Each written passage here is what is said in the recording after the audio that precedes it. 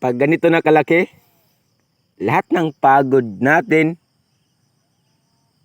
mawala talaga, mga ka-farmers. So, diba? Kailangan natin ang hirap dito. Kailangan natin yung sipag dito. Sacrifice. Sa ganitong sit up, mga ka-idol. Pero kahit pa paano, pag ganito na ang sistema, lahat mawala yun. Dahil po, nakikita na po natin mga ka-idol, ang dami ng bulaklak. Nag-start na po siya ng mamunga. So, naging proud na talaga ako mga ka-idol. Nagawa ko ang isang bagay na hindi ko inasahan nun. So ito na po mga ka-idol. So papunta yan sa dulo. Doon. Yan po ang kaibahan dyan sa nagtatrabaho. O diba? Diskarte lang talaga ang kailangan dito. Kung paano mag-alaga ng talong. So dito sa kabila naman mga ka-idol, ipapakita ko naman sa inyo. Ay, pagdating dito, so ito na ang mga pinaghirapan ko. Yung sitaw.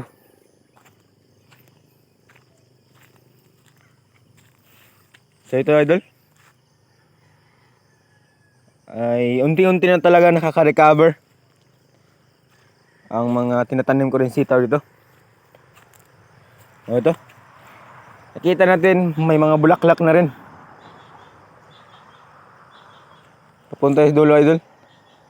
Tsaka dun, mga bali pito ka ganito idol. So malaki-laki rin talaga ang itanaman nito mga ka-idol. So sipag ang taga at kailangan nito. So yung sacrifice, nandun na yun, kasama na yun. At ito rin, may konti rin tayong area dito sa talong. So same pa rin doon sa dulo, sa kabila mga ka-idol. So dito may mga bulaklak na rin, may mga bunga na nakita natin dito.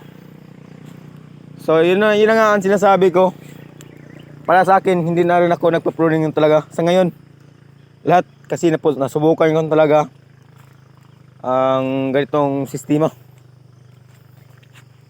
At yung distance, kayo nang bahala kung gaano kalaki. Pero para sa akin, kung ako ang tanongin nyo mga ka-idol, mas maganda talaga malaki yung distance. Kasi once na lumaki to at matutumba, dito yan. Tapos kabila naman, siguro dito, so may mga madaanan pa rin tayo idol pag nag-harvest tayo mga idol. Once na hindi natin masahan yung sitwasyon sa panahon.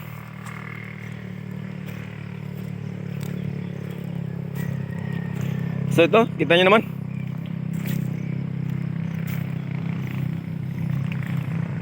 So yun, dito may pila na ilan to dito idol na maliliit pa, pero yun, okay pa naman. So nakita nyo,